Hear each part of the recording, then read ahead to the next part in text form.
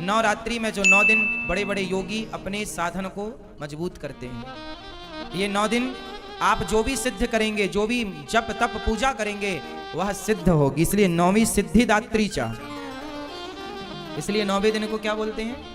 सिद्धिदात्री, मतलब हर कार्य की सिद्धि देने वाली।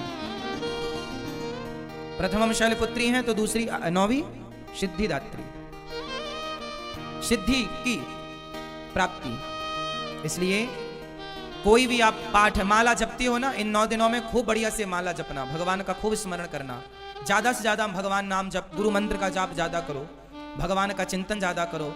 इन 9 दिनों में, ये 9 दिन विशेष दिन माने जाते हैं, सामान्य दिन नहीं है। इन 9 दिनों में किया गया जप तप कई गुना फलदायी होता है, किया गया अनुष्ठान सिद्ध होता है, सिद्धि मिलती है। बड़े बड़े लोग जो समझदार ज्ञानी विज्ञानी जन हैं, इन दिनों में राम रक्षा स्तोत्र में ही लिखा हुआ है कि नवरात्रि में 9 दिन जो इस स्तोत्र का पाठ कर लेता है वो सिद्ध हो जाता है तरीके से। मतलब कोई भी शुभ कार्य किया जाए तो वो सिद्धि को प्रदान करने वाला होता है। नवरात्रि है मतलब अपनी माँ की सेवा कीजिए, अपनी कर्तव्यों को, अपनी जिम्मेदारियों को पूरा कीजिए। कहने का तात्पर्य यह है, ये जो नवरात्रि का पावन पर्व है, ये माँ भगवती का पर्व है। और माँ भगवती कौन है? आपकी माँ, माँ की सेवा। तो आप माँ की सेवा आप लोग भी करें, अपनी माँ की आरती उतारें, अपनी माँ की चरण वंदना करें, माँ की सेवा करें। और माँ की सेवा के बाद समय बचे तो माता जी घर में पधराओ, माता जी की सेवा करो। माता तो माता रूप है, कोई भी रूप में माता की पूजा हो सकती है। पर हमारे गौरी गोपाल आश्रम में तो यही माँ है और यही इन्हीं की पूजा होती है, इन्हीं की सेवा होती है। हमारे लिए तो यही दुर्गा है, यही काली है, यही शैलपुत्री है, यही सिद्धिदात्री है। तो आज यहाँ गौरी गोपाल आश्रम में इन माँओं की पूजा, इन माँओं की सेवा, इन माँओं की वंदना की गई।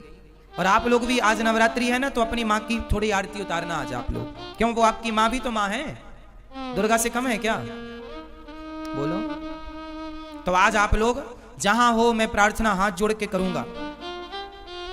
मैं पहले कहता नहीं हूं, पहले करता हूं, फिर मैं आपको कह रहा हूं कि करो आप भी। आज आप लोग अपनी माँ के चरण धोइएगा, पिताजी के चरण धोइएगा और माँ की आरती उतारिएगा। माँ को उनकी पसंद का भोजन प्रसाद करवाइएगा, माँ की आज सेवा कीजिएगा, चरण दबाइएगा, माँ को आज समय दीजिएगा। आज माँ का दिन है ना, इसलिए हर प्रकार से माँ को खुश रखिएगा, माँ को प्रसन्न रखिएगा। माँओं की खुशी, माँओं की प्रसन्नता ही हम बच्चों की खुशी और प्रसन्नता होनी चाहिए। क्यों? कहीं भी आपकी माँ यदि आपसे दूर है तो फोन पर ही, मोबाइल पर ही अपनी माँ को प्रणाम कहिएगा। और जब पहुंचिएगा घर अपनी माँ के पास, तब माँ की आरती उतारिएगा, तब माँ को प्रणाम कीजिएगा, तब माँ के चरण धोइएगा, पर धोइएगा जरूर।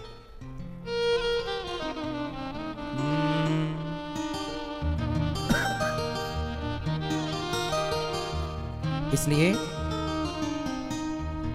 माँ की वंदना, हम लोग भूल गए हैं अपने संस्कारों को, कुछ याद नहीं है अब हम लोगों को। इसलिए कौन कौन मेरी बात से सहमत हैं कि आज से हम अपनी माँ को आरती उतारेंगे, उनको माला पहनाएंगे, उनकी सेवा करेंगे, उनको खुश रखेंगे? करेंगे ना? माँ बाप की पूजा ही कर लो साहब। दुर्गा मैया तो बहुत खुश है। दुर्गा माँ उनसे ज्यादा प्रसन्न होती हैं जो अपनी माँ को, अपने पिता को खुश रखते हैं। कोई अपने माँ बाप को छोड़ करके, अपमानित करके और तीर्थ यात्रा करे और वैष्णव देवी की यात्रा करे और पैदल चढ़ाई चढ़े। आज विडंबना देखिए ना, एक बेटा वैष्णव देवी की यात्रा करने गया। मैंने सुना है वैष्णव देवी की यात्रा बड़ी लंबी है और पैदल चढ़ाई चढ़नी पड़ती है। कई किलोमीटर ऊपर वो पैदल चढ़ करके गया, वहां पहुंच गया माता जी के दरबार में, चरणों में। लेकिन उसकी माँ उसकी गली के दूसरी गली में रहती है, वो अपनी माँ से मिलने सालों साल नहीं जाता। जो माँ उसे जन्म देने वाली है, जो उसकी गली में रहती है पास में, उससे मिलने सालों साल तक नहीं जाता। और वैष्णव देवी की यात्रा में लंबी चढ़ाई चढ़ के जाता है। जाना बुरा थोड़ी है, माँ भगवती का दर्शन करना अच्छी बात है।